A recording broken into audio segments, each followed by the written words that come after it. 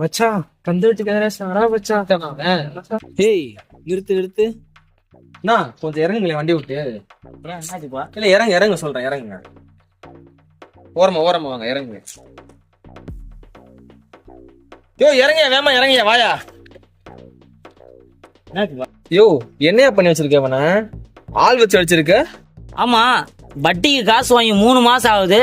இந்தா தரேன் அந்த தரேன்னு சொல்லிக்கிட்டே இருக்கேன். நானும் போய் கேட்டுக்கிட்டே இருக்கேன், தரவே மாட்டேங்கிறேன். வீட்டுக்கு போனாலும் ஆள் இருக்க மாட்டேங்கிறேன். என்னை பார்த்து ஓடி போயிடுறேன். அப்புறம் இப்படிதான் வசூல் பண்ணணும், அடிச்சாதான் வசூல் ஆகும். இப்ப குடுத்துட்டானா? தரமாட்டேறாப்பா. உனக்கு அவன் எவ்வளவு தரணும்? 1000 ரூபாப்பா. 10,000 தரணுமா? உன் ஜிபே நம்பர் சொல்லுண்ணா. சொல்லு.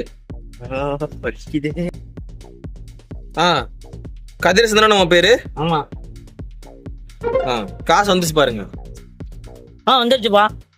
சரி, காசு தரலன்னு சொல்லி அவனை போட்டு அடிச்சிட்ட. இப்ப நான் அந்த காசை அவனுக்கு கொடுத்துட்டேன். இப்ப இவனுக்கு நான் வந்து செலவு வந்து ஹாஸ்பிட்டல் செலவு 30,000 செலவு பண்ணிக்கிறேன். அந்த காசு யார் தருவா? அது எனக்கு தெரியாதுப்பா. தெரியாதா? நீ அடிச்ச எவிடன்ஸ் எங்கள்கிட்ட இருக்கு. நீ அடிச்ச இடத்துல வந்து கேமரா செட் பண்ணி வச்சிருக்காங்க போல, கேமராலாம் ரெக்கார்ட் ஆயிருச்சு. இதை நான் கம்ப்ளைண்ட் கொடுத்தேன்னா போலீஸ் கிட்ட போனா 1 லட்சம் ரூபா கேட்பாங்க, ஃபைன் கட்ட சொல்லுவாங்க. இப்ப நீ 1 லட்சம் தெரியா இல்ல 30,000 கொடுத்துட்டு வீட்டுக்கு போறியா? ஐயோ போலீஸா? 1 லட்சமா? இல்லப்பா, அந்த 30,000 நானே தந்துறப்பா.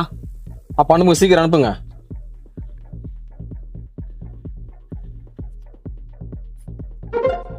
வந்துச்சான்னு பாருப்பா.